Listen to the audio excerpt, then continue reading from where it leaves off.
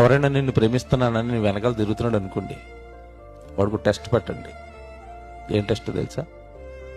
నువ్వు నన్ను నిజంగా ప్రేమిస్తున్నావా అని అడగండి. ఇటు అమ్మాయి కానీ అబ్బాయి కానీ, ఇద్దరు ఎవరైనా సరే, అమ్మాయి నువ్వు నన్ను నిజంగా ప్రేమిస్తున్నావా అని అడగండి. అయ్యో నువ్వు లేకపోతే బతకలేను అన్నదనుకోండి, చిన్న పని చేస్తావా నా కోసం అని అడగండి.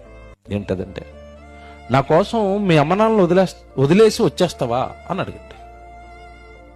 వచ్చేస్తాను అన్నదనుకోండి, అప్పుడు మనం ఏమనుకుంటాము? నన్ను చాలా ఇష్టపడుతుంది, ప్రేమిస్తుంది అనుకుంటావు.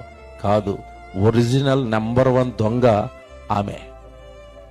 ఎందుకు చిన్నప్పటి నుంచి కని పెంచి పెద్ద చేసిన వాళ్ళను నీ కోసం వదిలేస్తాను అన్నదంటే, నిన్ను వదిలేదని ఏమైనా గ్యారంటీ ఉందా? అమ్మ నాన్నలను ప్రేమించలేనోడు నిన్ను ప్రేమిస్తాడా? అమ్మ నాన్నలను వదిలేసినోడు నిన్ను వదిలేడా? అమ్మ నాన్నలను వదిలేసినోడు, అమ్మ నాన్నల ప్రేమని అర్థం చేసుకోలేనోడు, అమ్మ నాన్నల కష్టాన్ని అర్థం చేసుకోలేనోడు నిన్ను ప్రేమిస్తాడని నువ్వెక్కడ నమ్ముతావు? అమాయకురాలు పట్టుకెళ్ళి ముంబైలో అమ్మేస్తాడు నిన్ను.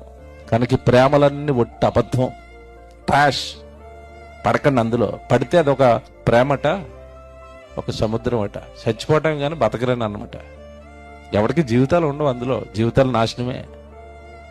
పిల్లరా, దేవుడు మనిషిని ప్రేమిస్తున్నది